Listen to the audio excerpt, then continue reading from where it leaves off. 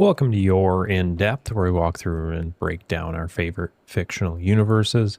I almost forgot how that went. Not just full disclosure, but I'm Jacob, and I'm here joined by Evan. Howdy there.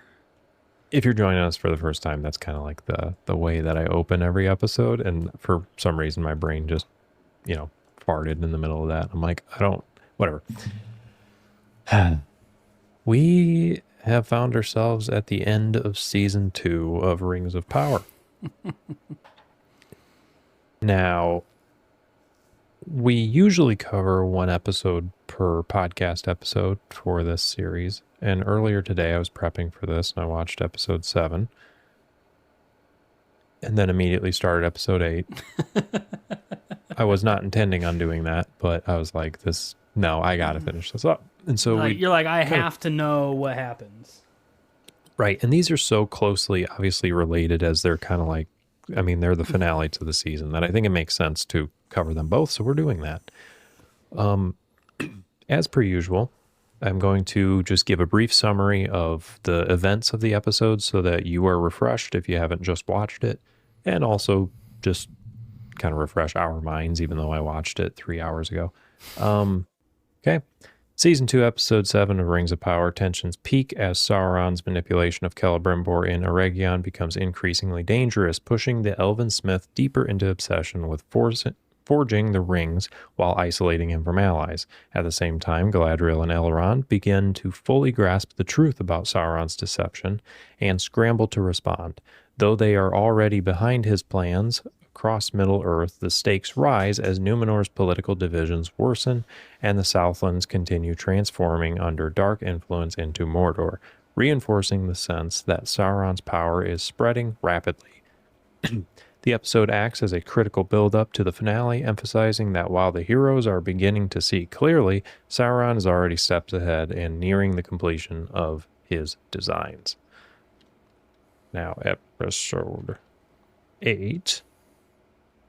In Season 2, Episode 8 of Rings of Power, the finale delivers the payoff to Sauron's long deception as his true intentions are fully revealed and his control over Celebrimbor leads to the completion of the rings, though not entirely on his terms. Celebrimbor ultimately realizes that he has been manipulated, but too late to undo the damage, and his fate marks a tragic turning point in the story. Galadriel and Elrond attempt to intervene, managing to preserve some hope by ensuring certain elven rings remain untouched by Sauron's direct corruption, even as his broader plan succeeds. Meanwhile, Sauron begins to transition from secrecy to open power, particularly in Mordor, while Númenor's growing instability hints at future downfall. The episode closes the season by shifting the story from hidden manipulation to the beginning of open conflict, setting the stage for a larger war over Middle-earth's future. I didn't feel like that hit every detail that I wanted it to, but key points. Celebrimbor got completely mentally and then eventually physically screwed. Yep. Oh, yeah. Galadriel Yep. fights off against Sauron again. He continues to take shape, different form, all that stuff. Big battle going on at Eregion. Oh, it didn't even mention the dwarves. No. So dwarves are asked to aid in this battle, and they end up staying back because King Durin, continuing to be obsessed with greed because of the ring, dives deeper. Frickin' Balrog comes up. His greed dug him too deep. Yep. And it ends up he dies. But he does take this final act of like listening to his son. And there is this it's a good moment, but he takes off the ring and he's like, no. And he like comes to his senses and kind of redeems himself in that way, but that freaking dies fighting it. So they couldn't aid in the battle. Battle goes on. There's some stuff. Then Númenor is kind of just basically being like, round up anybody who was elite, like loyal to the queen at one point. They're treason now. Elendil, is that his name? Yeah. takes off. Mariel stays behind and gets charged, I guess. I don't really know what happens with her. I think that's it. But either way, all of that. Primary point being Celebrimbor's complete with his brain. Sorry, ad break, and then we'll continue on. We'll talk. I was say I want to comment so much, but I want to wait for the actual discussion. Yep. Okay. So we'll do that, and then we'll get talking. Let me find it. Found it. Oh, one of the things he kept. So I have to always give a little bit of context. One of the things that Celebrimbor, he had kind of picked up on, this is something's not right. Yeah. He keeps seeing this rodent, this pattern. It keeps doing the same thing, and he's like, basically, I'm in a simulation. You know, like this is freaking wild, and catches on. Anyway. This episode is brought to you by the Eregion Rodent Removal Service. This is a completely free service provided to you by Eregion, and they're just getting the word out. So if you have a rodent problem, wake up. You can fill out the appropriate paperwork at Eregion Hall. Wake up.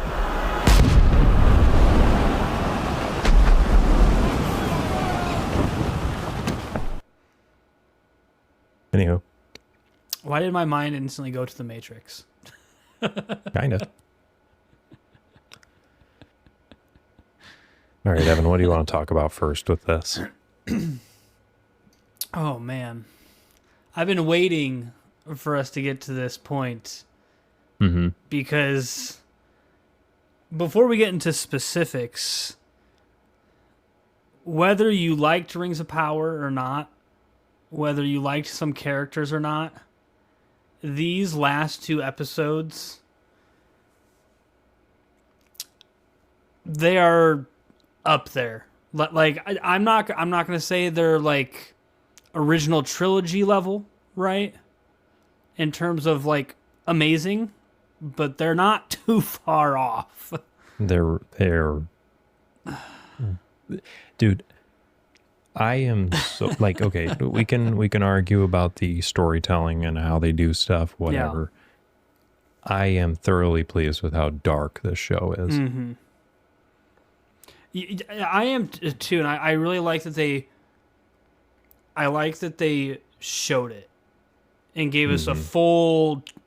I'll say episode and a half, episode and 3/4 of an episode, right? Of like how dark it is because it's like. They didn't sugarcoat this finale, I'm going to say 2-part finale, because it's effectively what it is. Yeah, right? At all. It is just dark and gritty and gruesome and graphic. And it just... all the way up until this point, Sauron as Anatar has been sitting there manipulating and playing the game and stuff. And it's like now the evil inside of Sauron is on full display for everybody to see for their very own eyes. And it is just... a lot of the characters... I'm trying to think how... several of the characters I wasn't too fond of, right? I didn't really connect to them a whole lot. Mainly like... I can't think of her name off the top of my head, but it's that Elven Smith, the chick that's always there with Celebrimbor and Sauron. Like, I didn't really care about her that much.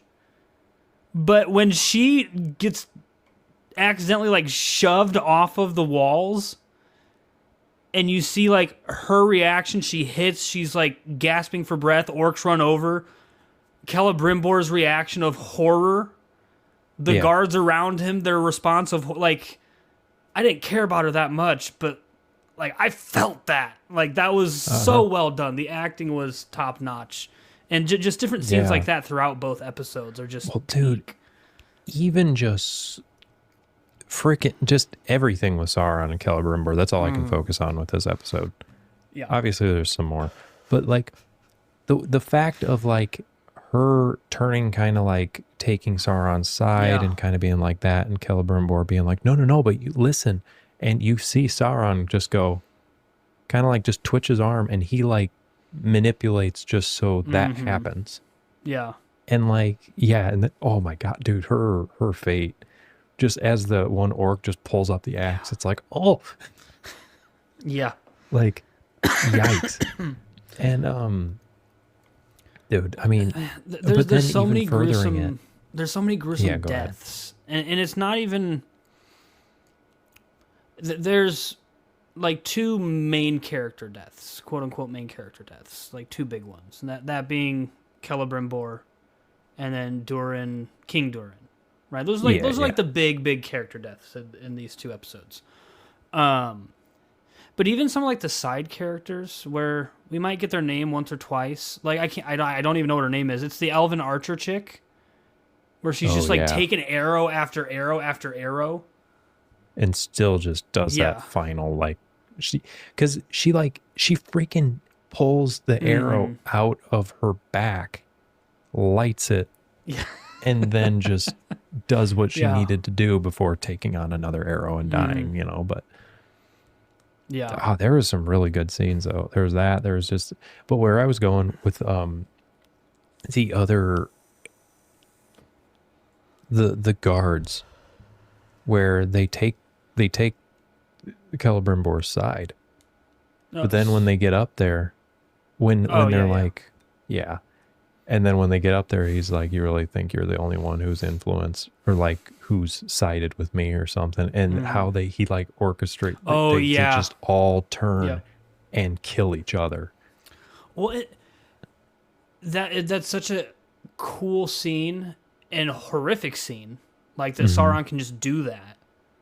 But I like how they show Sauron's ability to physically manipulate people after he's already mentally manipulated them. And Gil-galad, in a previous episode, even made comments about that to Galadriel. Yeah. Where he says something along the lines of like, once he's gotten into your mind, he can twist your very thoughts and your very actions, or like something to that effect, right? And so I'm really glad that they gave us that like on full display of just how the tiniest little, worm in the ear, the tiniest little thought into the ear that makes it to your brain from Sauron gives him control over you like that. It's not just mental. It's not just mind games. It's physical control over your body. Mm-hmm. And just speaking of like just how Celebrimbor ends up, well, like first, like in order to get free, he has to chop off his thumb. Yeah. And you got that, and I just thought of this. The whole scene where Sauron has all like the elven guards turn on each other and basically impale each other. My mind just now went to Avatar: The Last Airbender. With I think it's like season 3 with the bloodbending episode. I don't remember it. No, basically this waterbender got taken prisoner by the Fire Nation. Was a prisoner for years and learned how to bend the blood in people's bodies. And that's how she like escaped from the prison, and she now lives in the Fire Nation as like this old lady, all innocent and peaceful and harmless. But then when people start to like find out what she is, they find out that she's secretly been like using this ability of hers to kill firebenders and like Fire Nation citizens as revenge for what they did to her. It's like super dark and gruesome, and it just like that scene with Sauron and those guards is just like that's what it reminded me of, especially when we see Celebrimbor in his final fate, how he's all like twisted and stuff. Like it goes right in vein with that, because like in Avatar, she like bends someone's arm backwards and then twists it up and around, and you hear like what sounds like bone snapping and stuff. It's Well, with sorry, that's just what that Celebrimbor, reminded me of. no, I mean, the second episode you open up on, and he's just getting arrow after arrow thrown into him, but you see, I mean, it's not in a fatal way, like eventually, but he's definitely, I mean, he's fully just drawing out his death. Yeah, because at that point, because he's trying to Sauron's get information. Yeah, he's trying to figure Yeah. out where he sent the nine rings. At that point, because that's the point where Celebrimbor's handed it off to Galadriel, right? Like he handed it off and went back to confront Sauron. Like, sorry, Celebrimbor, like an idiot. Like, what, I don't know what.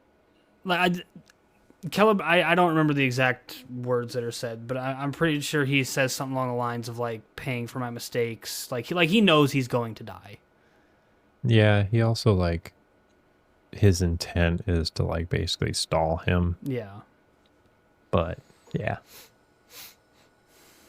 No, but I mean, even just how he's like toying with him and he's like pushing down the arrow as he's like talking to him and stuff. Like he's just enjoying it. Well, and so much. even in that scene, Sauron is making it sound like it's Celebrimbor's fault. Mm-hmm. Right? Because Sauron's saying, like, you brought this on yourself. You're the one, you're making me do this to you. Like this, I don't want to do this. You are forcing my hand here. And so, like, even in the torture of Celebrimbor, Sauron's deflecting blame.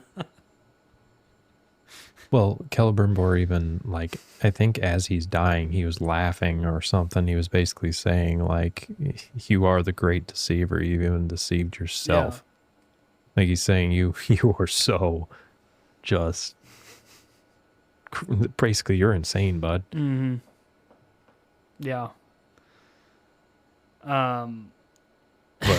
But, yeah, like, just what a, his fate was just, oh.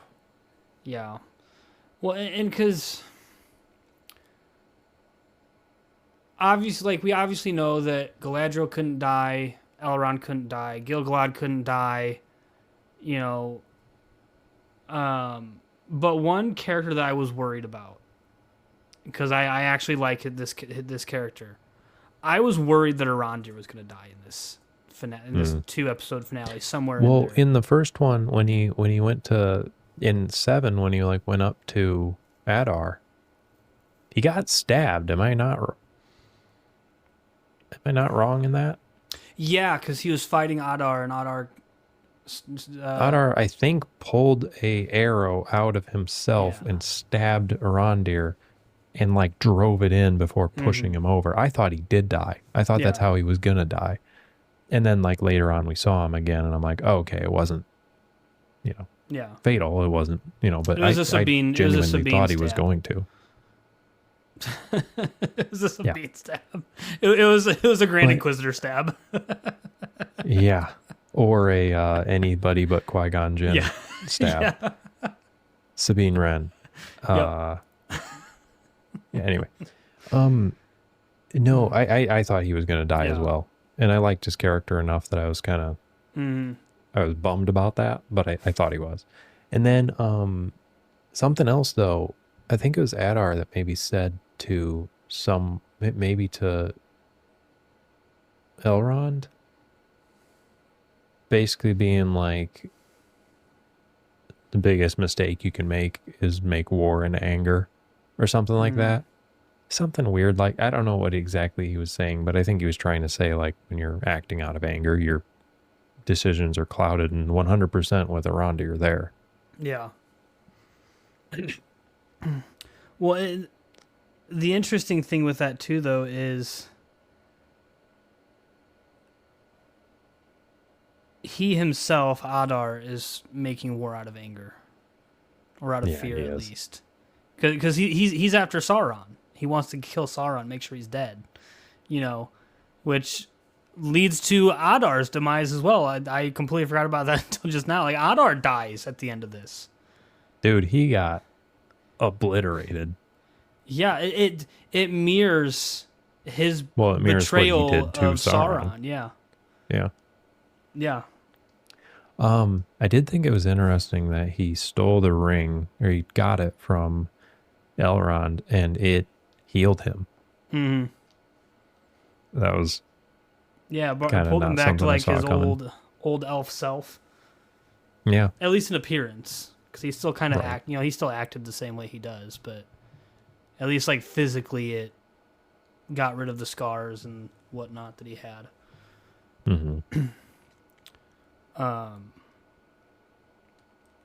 Yeah.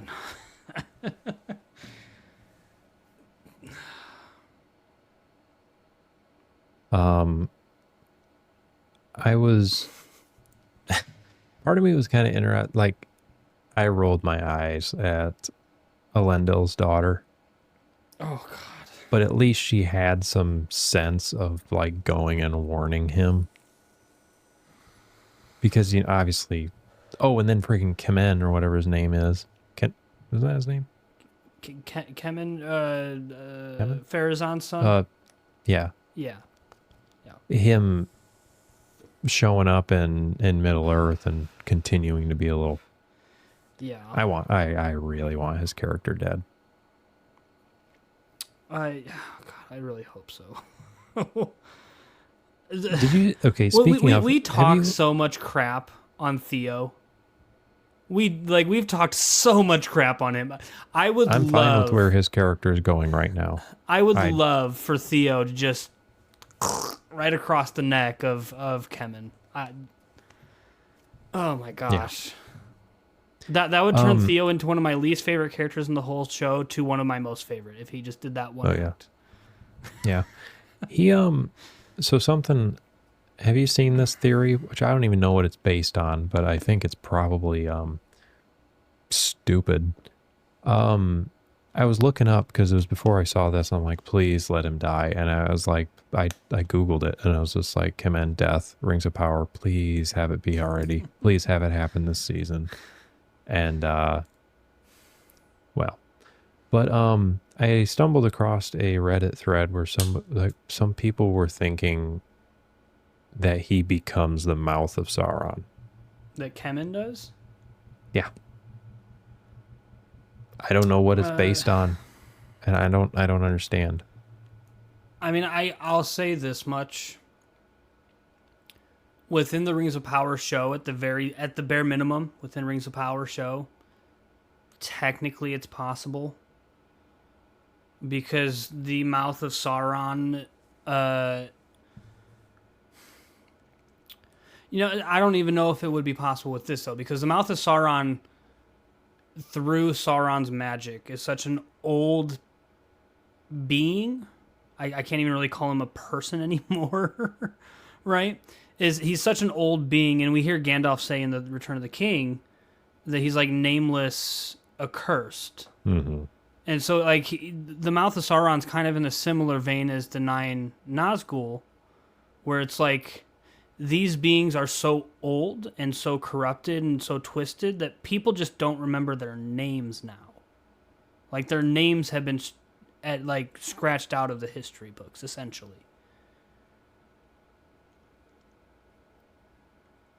Because somebody... But I'd be curious. I'm going to try and do a little search as well. Kemen. I don't understand. Kemen mouth. Yeah, I don't know what this is based off of, because somebody wrote, they're like, I'm still holding on to my season 1 theory that Kemen is the mouth of Sauron. And then they just post picture. Oh, wait, here. Tolkien tells us that the mouth of Sauron was a black Númenorian who was skilled in politics. As much as I would like to see Kemen die in the show, an even more satisfying end would be Aragorn, Elendil's heir, chopping off Kemen's head mid-sentence. Okay, so that was the context on why they think. But so to add some context to that, the Black Númenorians or Dark Númenorians, whichever title you want to give them.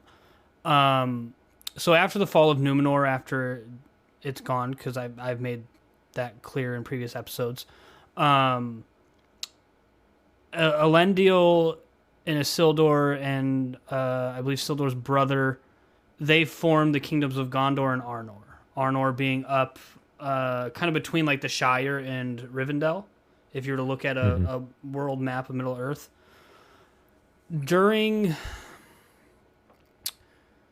I feel like I'm going to get this order wrong. I believe it's after the Battle of the Last Alliance. So that intro scene in Fellowship of the Ring. Mm-hmm. It's after that, but obviously way before even the Hobbit. the Witch King of Angmar starts a war out of the north. So like in The Hobbit when they're talking about Gundabad, like Legolas and Tauriel are like, I think Legolas makes a comment of like, my mother died there. Like the elves fought a vicious war in the up in the north. That war is when the Witch King is attacking the kingdom of Arnor. And the Witch King corrupts some Arnorians, giving them the title Black Númenorians because of their Númenorian history. I thought that was Mariel's title.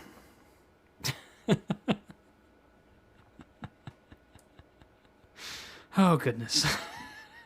What? Anyways, but that's where they're pulling like the Black Númenorian thing from, because it's like, well, if Kemen survives all of this, maybe he goes to the kingdom of Arnor once it's founded, and maybe he gets corrupted by the Witch King. But even that doesn't have too much credence, because it's a couple hundred years, at the very least, after the Battle of the Last Alliance, that the Witch King does his war and comes in from the north, takes out the kingdom of Arnor.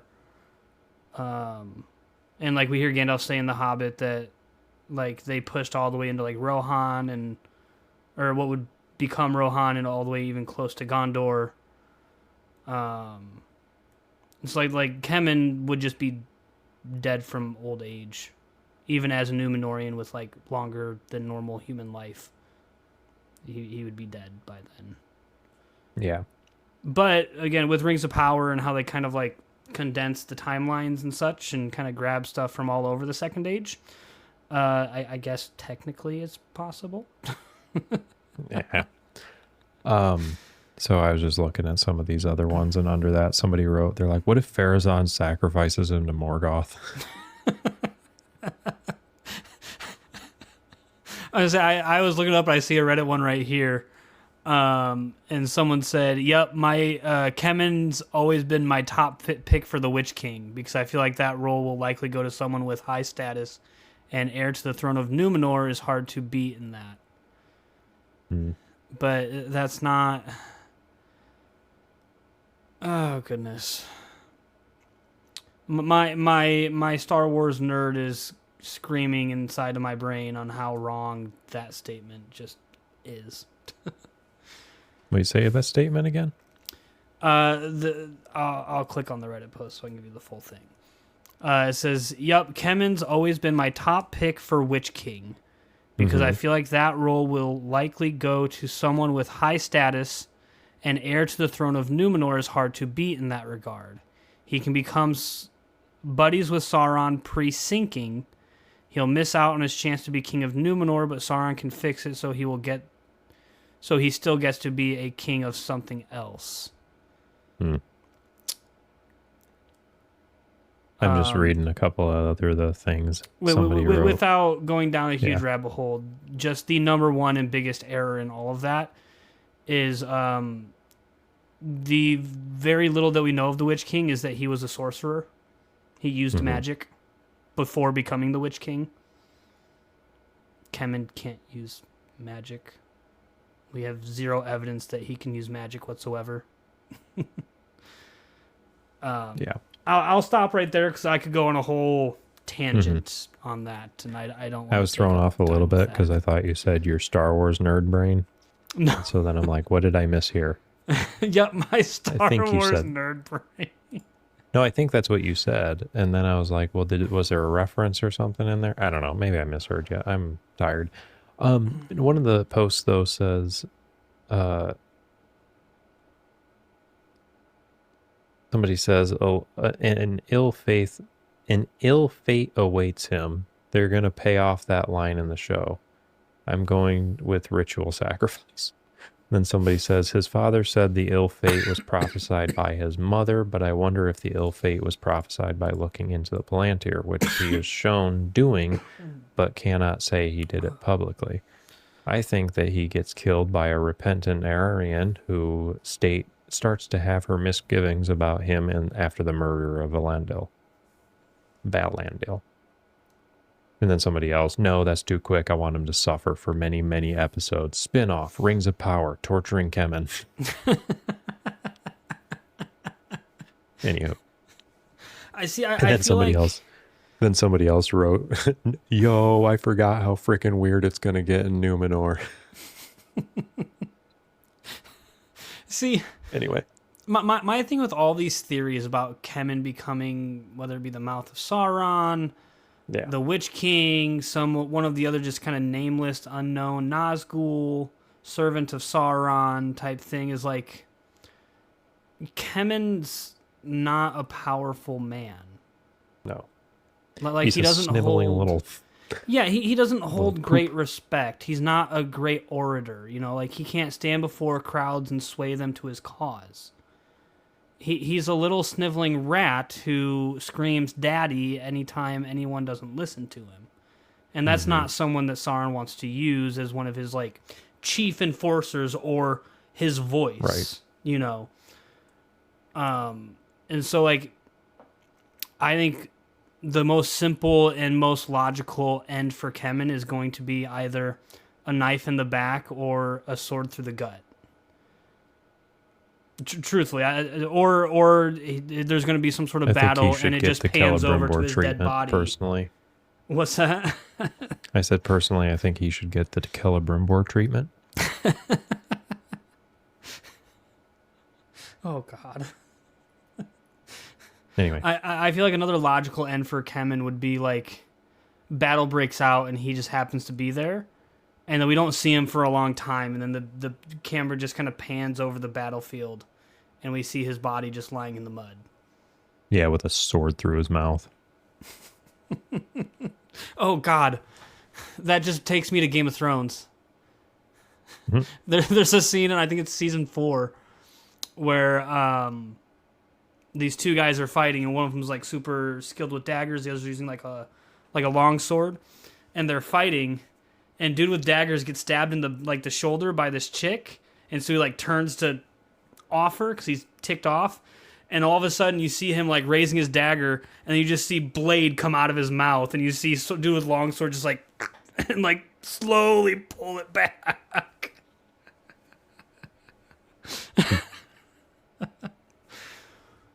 Oh God.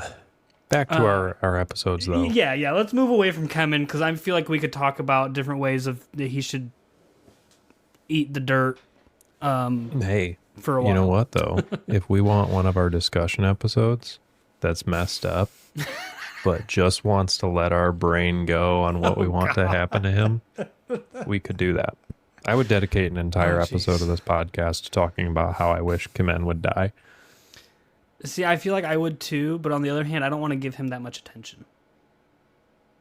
That's fair. I'm kind of split on that one. It'd be fun. It'd be fun. Not saying we should do it, but it would be fun.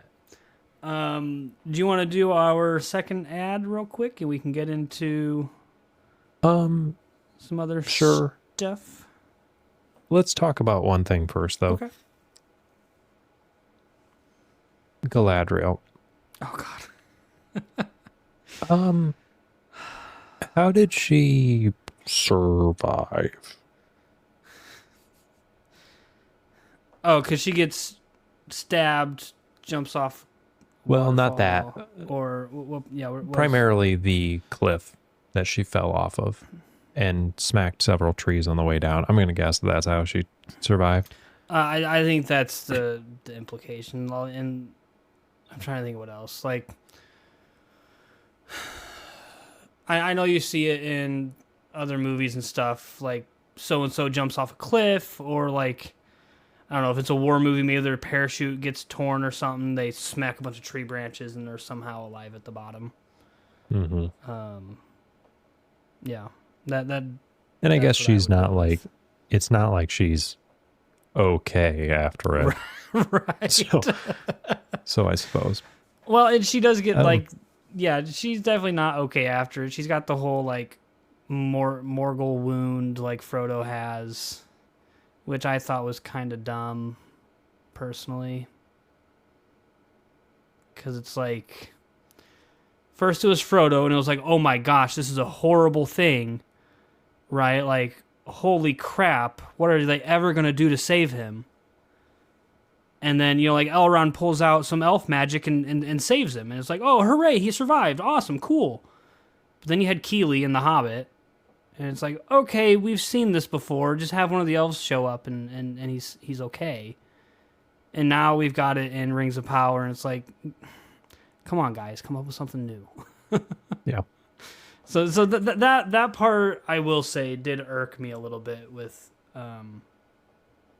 these 2 episodes. Or really, that's just the 8th episode that irked me with the 8th episode, because it was like, come on.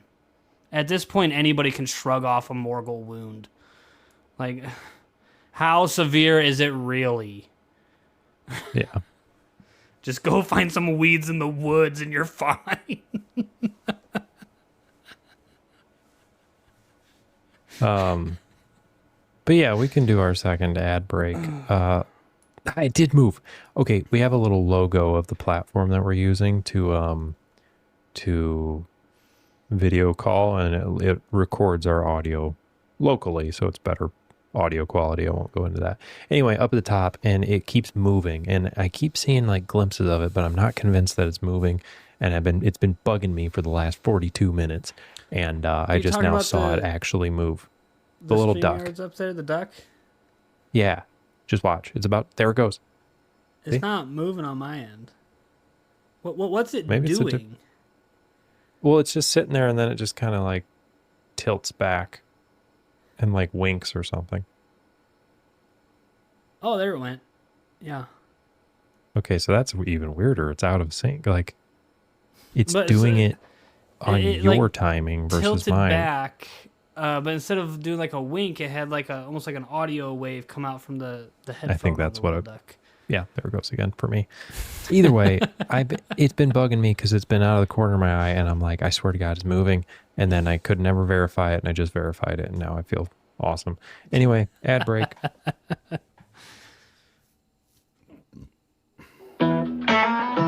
This episode is brought to you by Galadriel's Base Jumping Expeditions. If you're looking for... Oh, that's it? Oh, God. I hope whoever that was insured.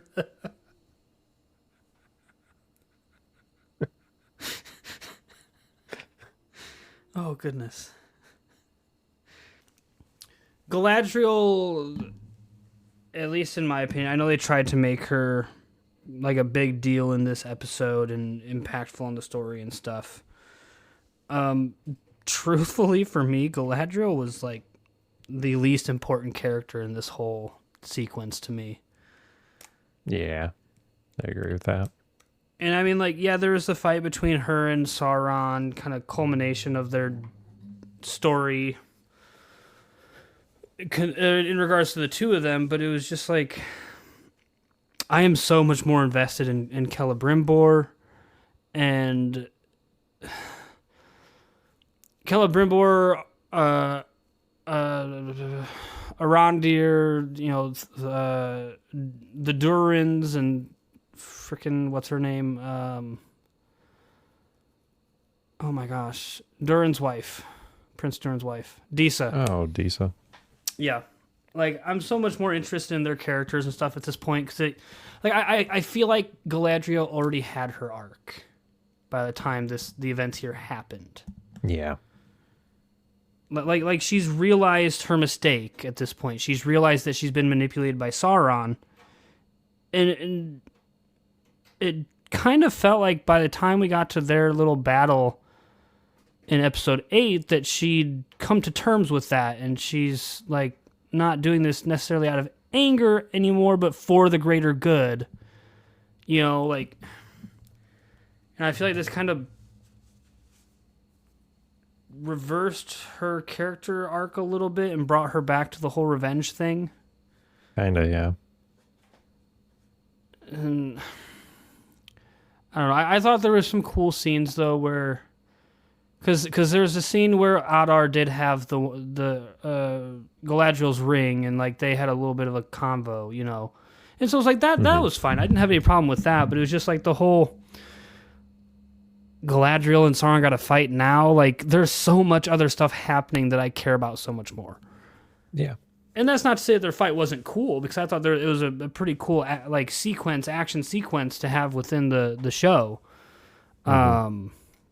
But what I really would have liked to see, continuing to change form too. What I really would have liked to see, and yes, that was cool. His shifting and like the whole appearing as Galadriel to Galadriel, that was pretty dope. But I would have liked to see a Gil-galad v Sauron. Yeah, I feel like that would have been really cool.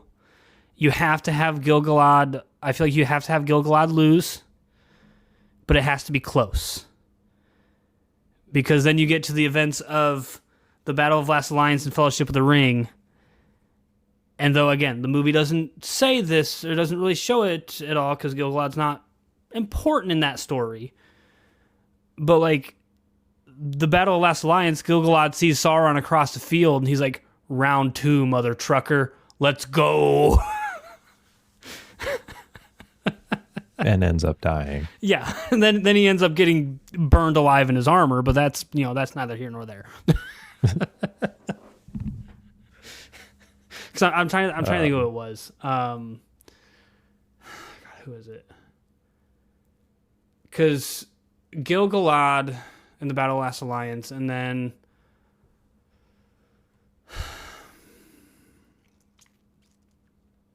it might actually be Elendil. The two of them charge Sauron. And then Gil-galad gets roasted alive, and Elendil gets freaking every bone in his body shattered by Sauron. I do you think that this show is going to culminate into showing that battle? I think so. I feel like they have to at this point. Yeah. And I would like to see more of that battle, because obviously in the beginning of Fellowship we don't get the grand scale. Like we get a good scale of how big it is, but we don't get like the massive prolonged battle that it actually is, because what we see in Fellowship of the Ring, that's like the last battle of that entire war. Well, like 7 years of that war is in Mordor, culminating to that final battle. Right. You know, so I think it'd be really cool if they did show it. I feel like they almost have to at this point. Or if they don't show it, they have to leave the show. They have to have it end right before that battle. I feel like they either have to show it or have to have it end right before the battle itself. Yeah. Because I just feel like so many things are pointing to that. I just wondered, with so many other characters being involved in that battle and seeing them, well, quite a few of them, their end, I wondered if, curious if they'll end up showing it. One thing that the Fellowship of the Ring doesn't tell you about that battle is that the dwarves were involved in that battle. You know, and so if Rings of Power does do that battle, I feel like they're going to mess it up in terms of like some of the leaders and whatnot, because like Thranduil's father, Legolas's grandfather, dies at the in that war in Mordor. You know, and so it's like, arguably you could bring Legolas into this, you know, if they go all the way up to that battle, because Legolas would be alive at that time. You know, but anyway. Yeah, I feel like they have to, or they at least have to allude to it, like right at the end of being like, "You want the ending of our story? Check out the beginning of Fellowship of the Ring, and there it is," you know, or something like that. I do feel like we've kind of slowly pulled away from the events of the episode, but I also don't recall. I'm trying to think of what I want to talk about. The one thing we haven't talked about yet is the dwarves. Balrog. Yes, and that's the only thing really remaining in my head that I feel like we haven't really touched on.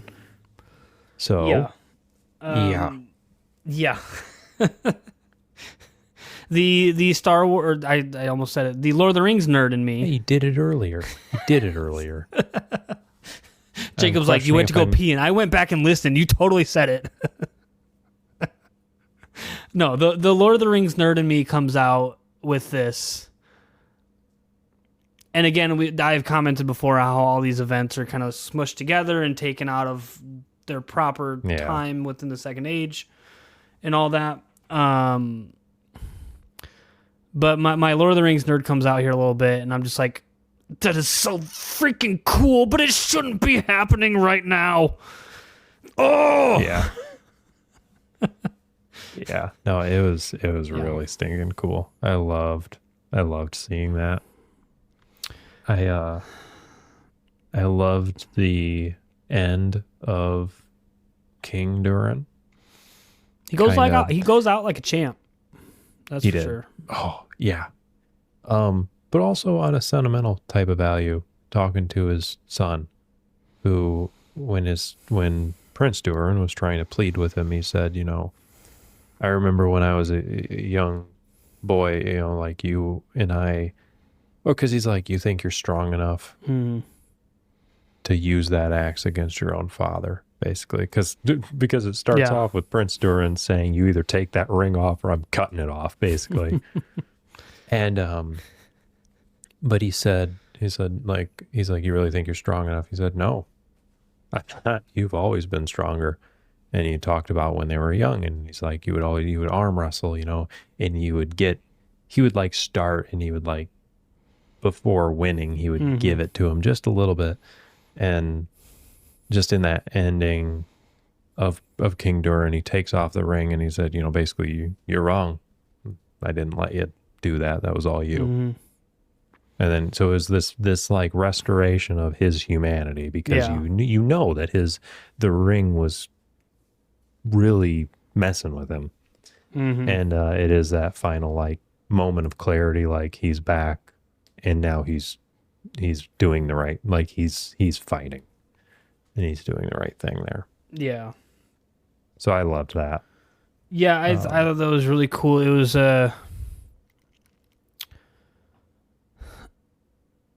it kind of mirrors Celebrimbor in sacrificing himself to buy everyone else more time, right? Because the whole thing of like, Balrog comes in, they clash, we lose sight of King Durin, but the cave collapses. The cave entrance collapses. Balrog's stuck in there for however long now. So he's bought time for his kingdom, for his son, because like now Prince Durin knows what's down there. He can start taking, making preparations. Mm-hmm. But where it differs from Celebrimbor is that sacrifice is not immediately thrown into the dirt and discarded about 10 minutes later. Yeah. Yeah. Yeah. Yeah.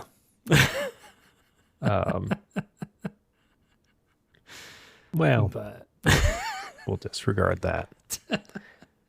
Come on now. Celebrimbor goes and sacrifices himself. Gives the 9 rings to Galadriel. And what does she do? She loses them. Yeah. She loses them like 10 minutes later to Sauron. Like, come on. Yeah. Oh, gosh. Something that did throw me off guard, though, is when Prince Durin is like rallying his troops, to go aid. Who's the like overseer for the mines? What was his name? The Digmaster? Yeah, what was his name? Oh, gosh. That doesn't sound like a dwarven name. Of power.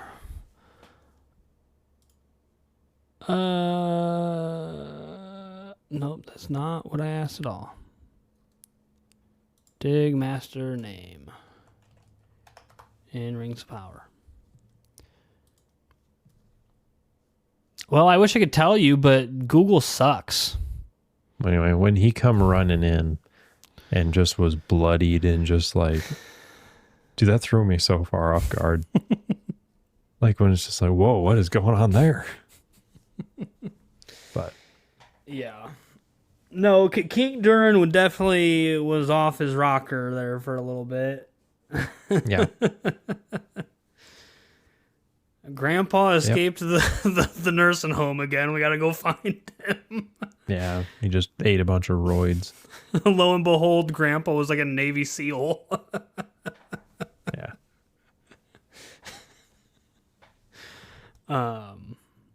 But with the conclusion for the dwarves for this season, though, at least within Khazad-dûm, right? Because we do see them afterwards. They come out from Khazad-dûm and do come to help with the battle for Eregion.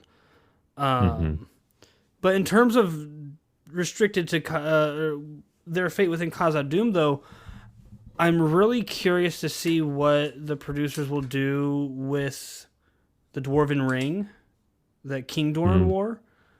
Yeah. Because Prince Durin made the vow to Disa of I will never wear that ring. That ring will never go on my finger.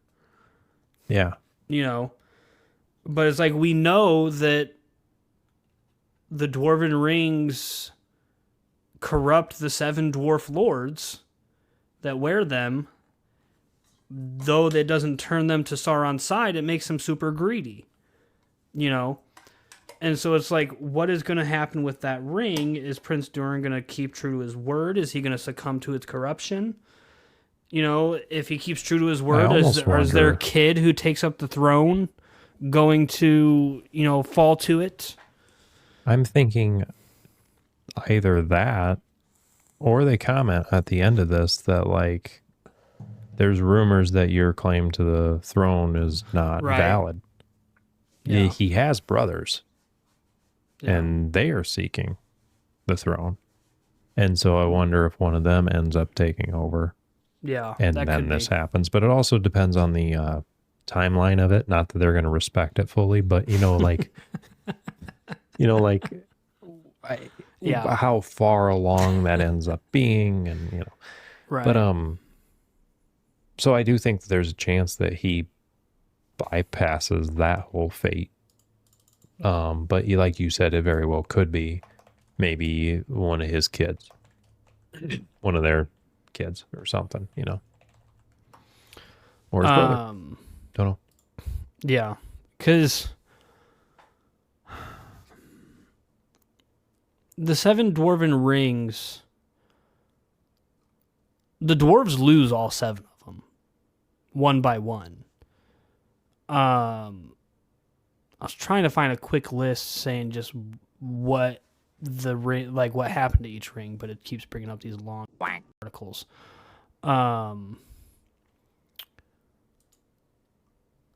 But so I want to say it's 4 or 5 of the Dwarven Rings are consumed by dragons and destroyed. And then I want to say, okay, here it is. Yeah, so 4 of the Dwarven Rings were consumed by dragons, akin to Smaug from The Hobbit, right? They come into wherever the dwarves were, take out the dwarves, eat the ring. And so those 4 are destroyed. 2 of them were taken by Sauron, and then the last one vanished with Thrain, Thorin's father, which we then see Sauron gets it in The Hobbit. So with that... So 4 are eaten by dragons. 4 by dragons, and 3 Sauron end gets up back. with Sauron. Yeah. Right. But with that, though, as far as I know, and I'm doing a quick scan here as I say this, so if I find out the actual answer, I will correct myself. As far as I know, the only specific ring we know the fate of is the ring that Sauron gets from Thrain. So we don't know, and that's the ring that was the Dwarven ring in Erebor. We don't know if that was the same ring that came from Moria after it fell to the Balrog, and then they went and founded, Erebor. Mm-hmm. So we don't even know what the final fate of this ring that King Durin III is wearing and subsequently gives up at the end of the season here. We don't even know what that ring's final fate is. But yeah, I'm not seeing anything specific on like which rings went where. Okay.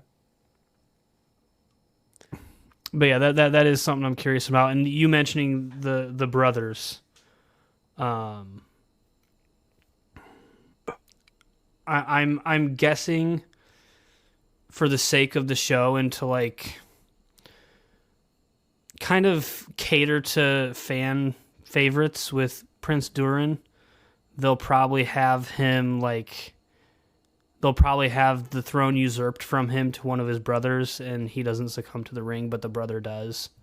Would be That's my kind of guess. what I'm feeling like they'd probably go for, just because, yeah, like people like him. You don't want to see a character that you've developed to be a good character end up falling, which, you know, that's a Come on, do a Lord of the Rings version of Anakin. Come on, have Prince Durin fall to the dark side. Come on. Yeah. But yeah, no, I'm guessing that's where they'll go with it, in terms of the dwarves. Yeah. But I mean, I will say though, in these last couple episodes, the position that Prince Durin gets put in, where he has to choose between kind of rounding up his father, who's gone off the deep end, and going to help his friend Elrond. Like, oh my gosh, that position where like you've sworn to go help Elrond, you've sworn to help them. Your friend direly needs your help. But dad over here is causing a ruckus and someone's got to wrangle him in. Yeah. Like that's a tough position to be put in, and I do not envy him whatsoever. Yeah. Yeah.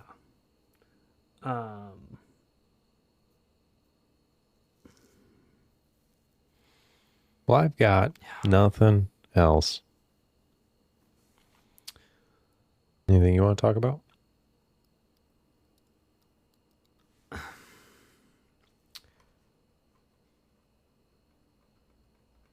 I do actually. It's something I wanted to comment on. Too bad. Oh. Thanks for listening.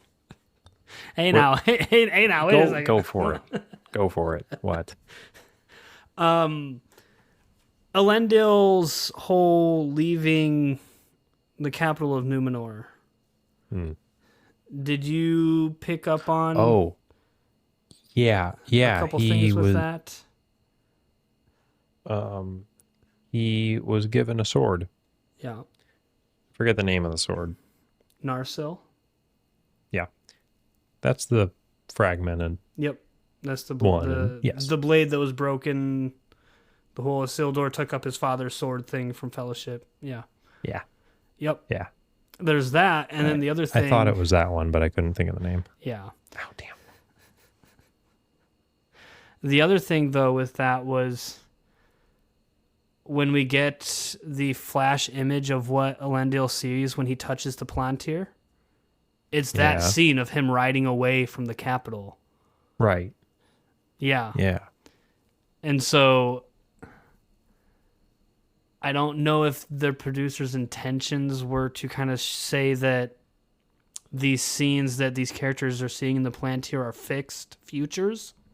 I don't know if that's what they were trying to imply there. But because we know the fate of Númenor, and we know what Queen Muriel saw when she touched the Palantir, like, I feel like it kind of adds credence to, like, Elendil's vision came true. Farazan and Muriel's visions are probably going to come true as well. What was Farazan's again? That was one where he saw it and it, like, showed the Eye of Sauron and showed Halbrand. No. Which, I mean, that came true anyways, like Halbrand is Sauron, but... Yeah, okay. The more important one is, Muriel's vision of the sea being swallowed by the sea. Yeah. But no, I thought that was really interesting that they they actually went, like, I thought it was cool that they actually, like, showed the vision of that Elendil had and then stuck with it, and it wasn't like, oh, he changed his own future type of thing. Yeah. But no, the big one there though was the Muriel handing him Narsil. Mm-hmm. Yeah. But then Isildur's on his way back to Númenor right now, isn't he?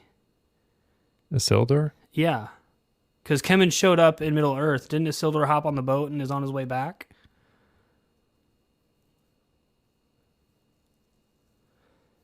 I don't remember now.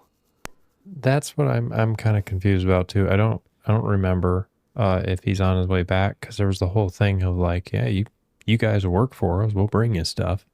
What was that? I also can't imagine Kemen really wanting to bring him back, but also like maybe so he could imprison him or something. But yeah, I don't know.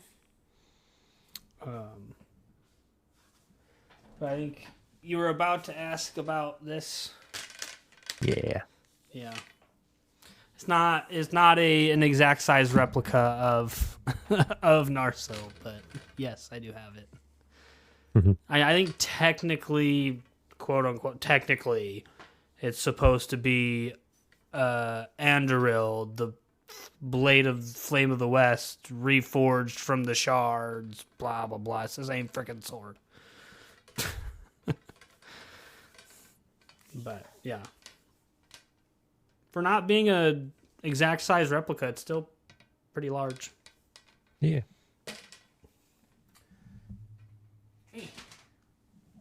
But no, that was just my last thing I kind of wanted to comment on was the Elendil heading off, because like in these last couple episodes, these last couple episodes, Muriel makes the comment of like Elendil being from an ancient and kind of like forgotten noble house. I didn't pick up on it if it was said. I know somewhere in season 2, Muriel comments on that, but I feel like I don't remember it happening in a previous episode. But she comments on like Elendil being from an old and mostly forgotten noble house, kind of setting up the whole like King Elendil in Middle Earth, setting like forging kingdoms type deal. Mm-hmm. But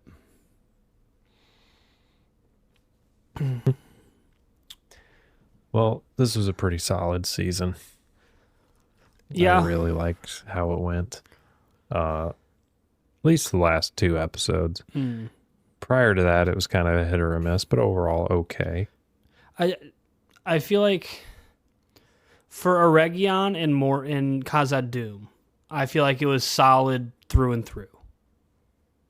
Like I don't really have any complaints for Khazad-dûm or Eregion. And that's the elements that like stand out when I'm thinking of the season. But I guess there are other places, because we didn't even talk about I'm not going to make that joke just because of the current status of things of Tatooine. Yeah, no, we did not even talk about the Harfoots. Like, we did see a couple of the what are they called? Not the Harfoots, the Stewards. Stewards. We saw a couple of them get smoked by rocks. Yeah, that was cool. My mind goes back to the episode where parts of Khazad-dûm were collapsing and we were talking about those dudes getting crushed on the bridge. And it's like, oh God, that's so awful. They're dead, but holy crap, did you see that rock splat them? Oh my God. Yeah. Oh, but speaking of getting splatted, the orc, whatever, that it had killed Elrond's horse. Oh yeah. And then it had the dagger and it's just like, like basically licking it. And he stabbed it a bunch of times and got him into a catapult and then triggered it, and the thing just flung him against a wall. It was awesome. Yeah. Rip for that horse though. Oh, I just thought about this because you're saying that. I I can't think of what they called it in the episode, but that device the orcs used to like bring down the wall, where they're like hammering spikes, and then I think they call it like a devastator or something like that, or a ravager. I don't remember. Something like that. I thought that was really cool, like siege tool. I don't know how practical it actually is, but I thought it was pretty cool. Yeah, it was. But yeah, we didn't really get to the Harfoots and Grand Elf. Yeah. Yeah, he got his staff. Surprise, surprise. It turned out choosing his friends was what he was supposed to do to get his staff. Yeah. And then it's like, oh, what's your name? And he's like, I think it's Gandalf. It's like, yeah. Did you have any explanation for that? For the name? Yeah, like how did that come about? How did he decide that? Did he just like remember that's what he's to be called? I don't remember that. I didn't piece that together. One of the hobbits, or the stewards or Harfoots, whatever you want to call them, one of them said something along the lines of Grand Elf. Oh. And so he was like, Grand Elf. Yeah, we'll go with Grand Elf. That sounds good. Okay. Yeah, and then it's just like over time it melds into Gandalf. Yeah. Which I thought was dumb. That's... Yeah. Big... I probably shouldn't use that word for that. Big lame. Yeah, it's a big lame. I'll jot down the timestamp. Maybe that's something we should keep. But yeah, I'm over the stewards and the Harfoots. That could have ended 8 episodes ago. I wish they all got buried. The only interesting thing I found out with the Harfoots and the stewards was Harfoot leader from season 1. His ancestors were a steward. Oh yeah. Yeah, that was like the only thing I thought was interesting about the stewards as a whole. Mm-hmm. I didn't really care about them in any other capacity other than that. Yeah. I feel like going off of that kind of explains probably your feelings for them as well. The Harfoots, kind of okay. Nori and the other one. The Harfoots as a whole, and Sadek and all them. Yeah. Cool. Like them. Then you get Poppy and Nori, and no thanks. Yeah. I liked Nori, or not Nori, I liked Poppy in season 1 because she was trying to get Nori to, quit losing her freaking mind. Yeah, and now she's just like, oh, locust breath or whatever. But now that Poppy's turned into just like a follower, I think it was lizards. Might have been lizards. I want to say it was like, did you have lizard for dinner or something like that? That sounds right. Yeah. It's like, come on. There's so much serious stuff happening in this world right now, and you're trying to throw in little comical bits. Come on, get out of here. Yeah, I was not a fan of that at all. I was kind of rooting for the evil wizard to just like take them all out. Yeah, just wish he would have done like a... Yeah, never mind. But anyway, if only all of them could have been crushed. It doesn't matter. So, but I have a couple quick answer questions for you. Just kind of close out our Rings of Power coverage until whenever we get season 3. Yeah. So number 1, I think let's do a between episodes 7 and 8 favorite scene, least favorite scene. Not necessarily one for each episode, but one for kind of like this arc as a whole, or these 2 episodes as a whole.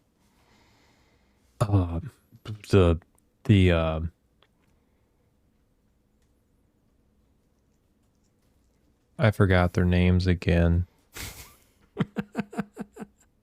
The Black Harfoots. The stewards. The stewards getting crushed by rocks. That was your favorite? Yeah. Also, I recognize that I don't, actually, are they all black? Yeah. Oh, they are all. Okay. Yep. Yeah, because I all just the use that stewards as were black, and then all the Harfoots were white, And then, except right, for and then there's Sadok. Sadok, and Yeah. because he came from, Yeah. yeah. Yeah. That, not also for clarity, not because they're black. But just because it's just a disinteresting group. No, actually, my legit favorite scene was either, well, so for this group of episodes was just the whole reality shift thing with Celebrimbor. Where he I like mean, that finally was- sees everything Well, for how even it when is. he gets a glimpse of himself in the mirror. Yeah. Like in scenes like that where it's just like, it reminds me of, had you ever played We Happy Few? No, but I've seen short clips. Unfortunately, I ran out of Game Pass before I could really dive into it, but I remember seeing bits of it where it's just basically like you got your happy pills and you take them and everything's all bright and nice and stuff, but like you go to take them in the trailer, you can see this, but you go to take them and you're like, nah, or whatever, and you don't. And then your wife comes in or whoever it is, and she's just like, come eat with us, and stuff. And it's just like, oh, everything's so bright. And then it starts to fade and it's weird. And then you're at a birthday party and they're like bashing a piñata and there's confetti coming up and stuff. And you get this reality glimpse and it's a freaking dead rat that they're just bashing and there's blood and stuff. And it's just God. Everything is so worn down and gray, and it's truly like just like they're eating the candy and stuff, and it's the dead animal. It's like pieces of it that they're just like, and you're the only one who sees it. And it's just like, it's that sort of thing where it's like reality is not accurate. Your perception is not reality. That's a better way of phrasing it. Anyway, so it was like chilling. It was so dark. It was cool to see. I loved that. Yeah. I loved all of it. I think my favorite scene between these two episodes is right in vein with that, but it's specifically when Celebrimbor sees that it's not shavings of mithril, but it's Sauron's own blood. Yeah. I just that was just such a it's the same thing like you were saying. It's just like your perception is not reality. But then it shows just how horrific these rings actually are. Mm-hmm. Yeah. No, yeah, I think that was my favorite. Just one scene, one little, 30-second clip right there. But I gotta say, when talking about like scenes themselves, that's a close second. A close second is the Balrog. Mm-hmm. Oh yeah. But I think there was just really cool. so much more to this. So it's like, that was cool. But this was like so impactful and screwed that I got it. Yeah. Yeah, and with the Balrog specifically too, I am very glad that they gave us like an exact depiction of the Balrog here as we see it in Fellowship of the Ring. Because like they easily could have like made a change here or there, or like added I want to say like another limb, but I feel like that's not right. But, like they could have made an aesthetic change to the Balrog. But it's like, no, we are going to make sure it is crystal clear. Same dude. Yeah. Same dude. Oh, and I love too how the thing, when it was like flapping its wings and like coming up, you just see this like just cinder and ash and smoke just like coming off of it. Like, this thing is just evil. Yeah. And I'm glad they made it as big as they did as well, because I don't know if you played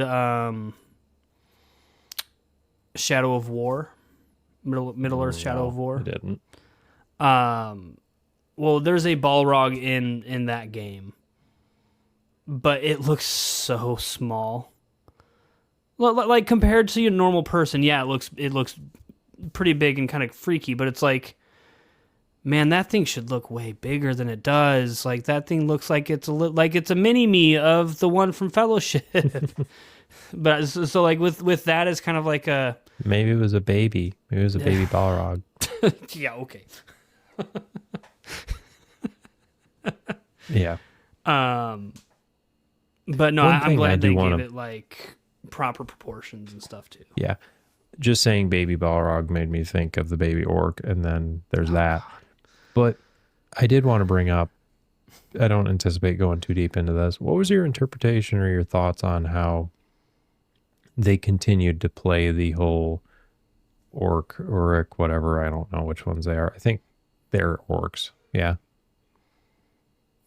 All the orcs attack. All the mass army of them.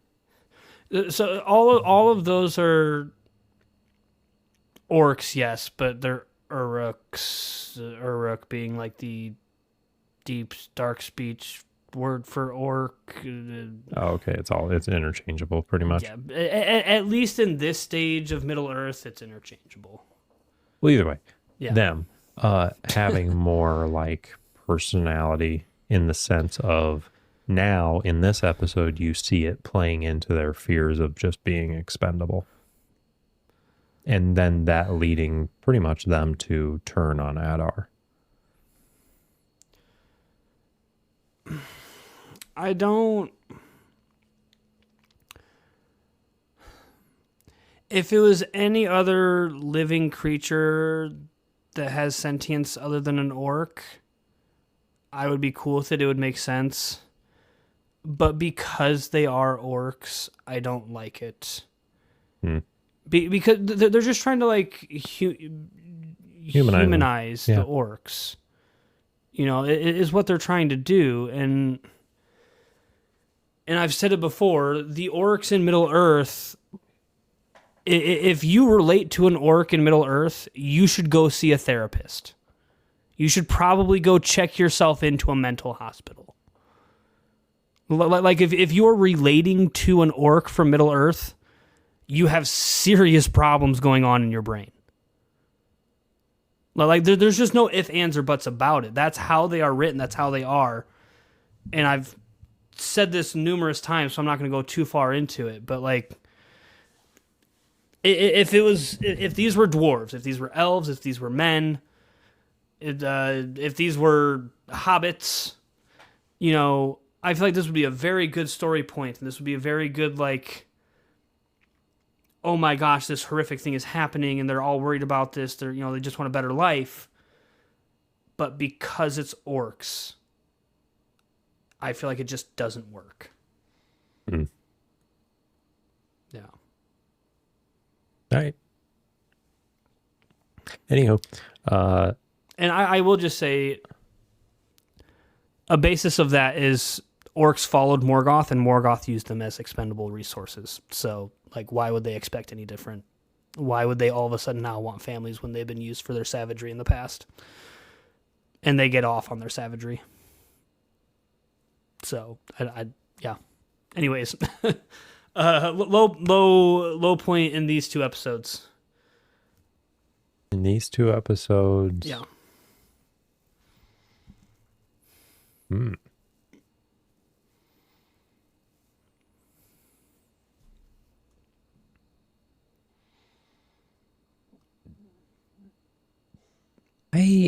I'm thinking how defeated Elrond was. How he just kind of sat there and waited for Adar to come up and take the ring. I mean, I know that they were overwhelmed and his friend didn't show up. But like everybody else is just fighting until the end, and he's just kind of like...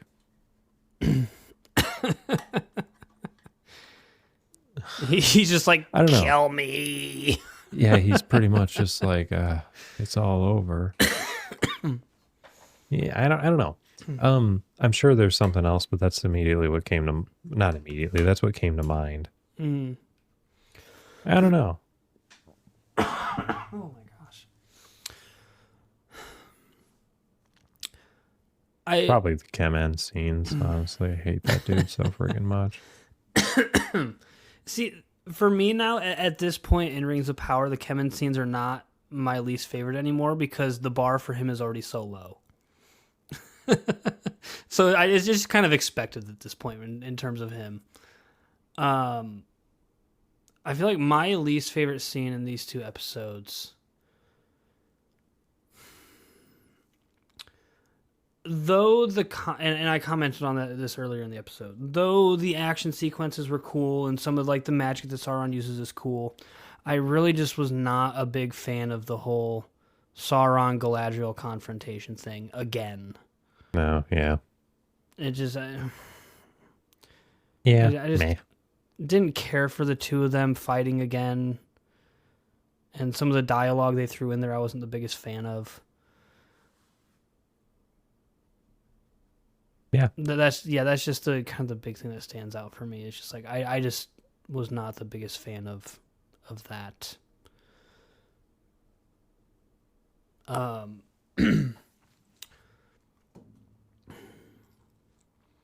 I think a final question to end this episode and our for now coverage of Rings of Power. MVP of the finale, who gets it? Who's the MVP of this 2-episode finale?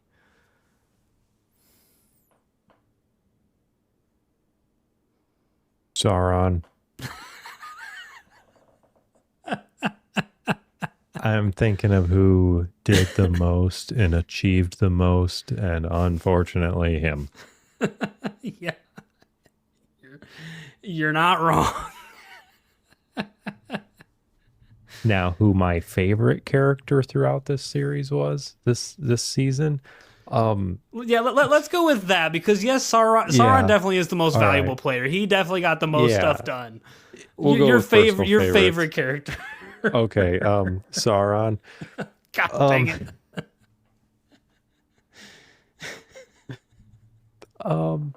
Actually, probably, I don't know. Part of me wants to think that because that actually the whole like orchestrating everything, that seeing everything unfold, I've drawn the comparison to Andor and the Gorman Massacre.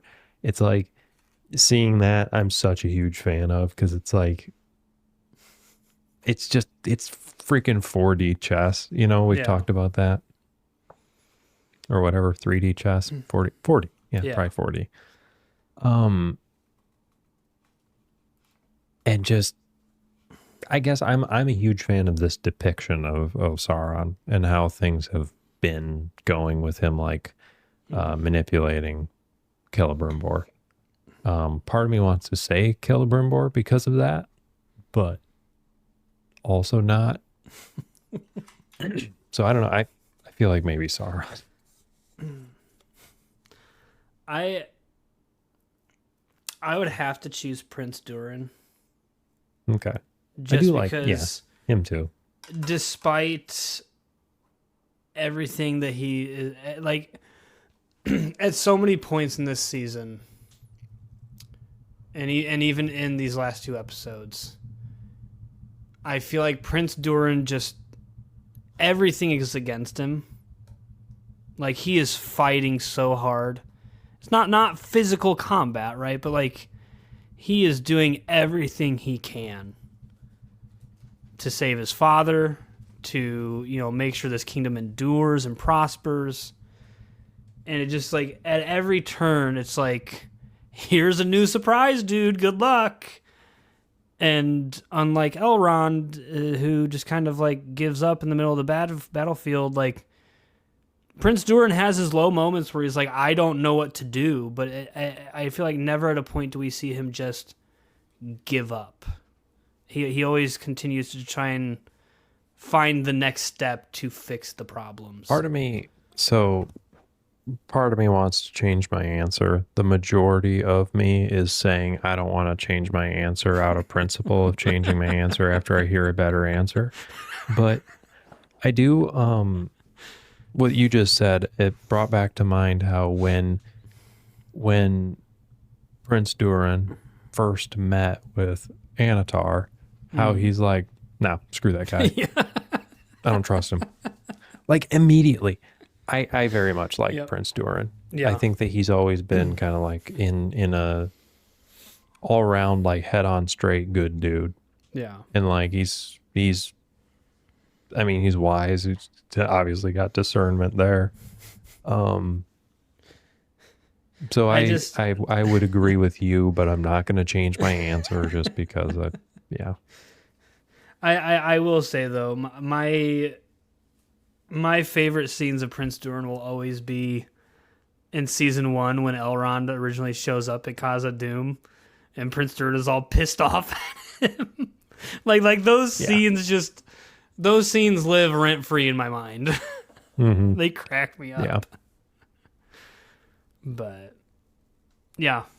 With that though, unless you have anything else, I don't. We're at an hour and a half. Concludes our coverage of the Rings of Power with season 2, episodes 7 and 8 combined. Yep. Together. Also with these ending questions to any listener, same question that goes to you. Yeah. If you're on Spotify, you can directly comment. If you're on YouTube, you can directly comment. Apple, I don't know, get Spotify. But we want to know your input too. So yeah. But yeah, no, I mean, I've enjoyed this. I'm glad that I waited so long to watch the episodes.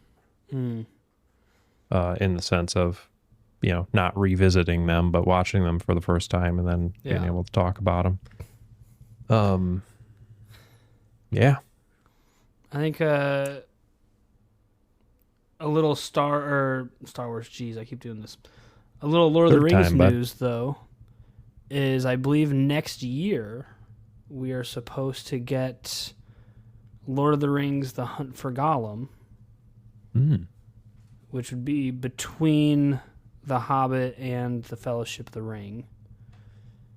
And then last I saw on it, season 3 of Rings of Power is anticipated to come out later this year, like winter time this year. But we'll see if that happens. Yeah. So some things to look forward to, so we're not done with There's Lord a of the little bit Rings. more. Apparently... the Lord of the Rings kind of like Hogwarts Legacy sort of game. Yeah. Been seeing more and more about that. It sounds like a developer at least is rumored to have taken it, but I forget what other projects they've been a part of. So they're not going to cancel this one like they did the last 20 times, or we'll see. Yeah. But I keep seeing stuff about it, so hopefully it comes through, because I really liked Hogwarts Legacy. I just didn't find the story compelling enough or the world compelling enough to continue on or replay. But you get Lord of the Rings in there, and even the world itself, like, don't botch it, and it'll be fun. Right.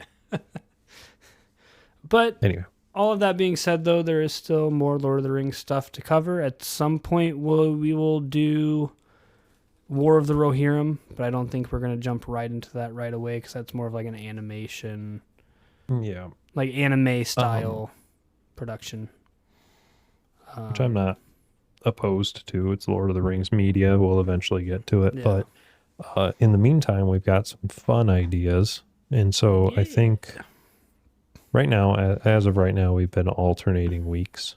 We got Lord of the Rings, and then Star Wars, then Lord of the Rings.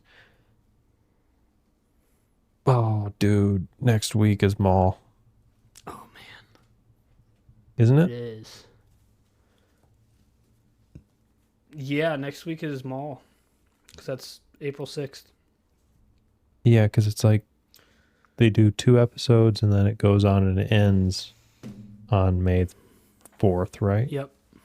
Well, either way, all that to say, I was going to say that next Lord of the Rings week, we're going to do a little bit more of a fun episode. We're going to do a tier list.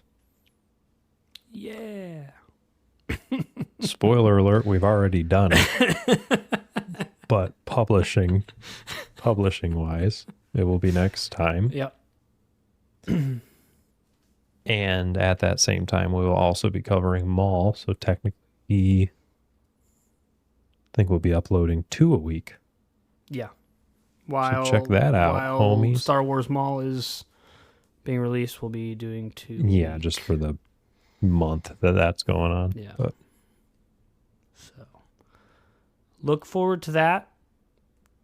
And we will catch you guys in the next one. I don't know why Bye. I'm doing this because they can't see me. well, actually, it's just going to be your camera on the video. Blank. Deuces!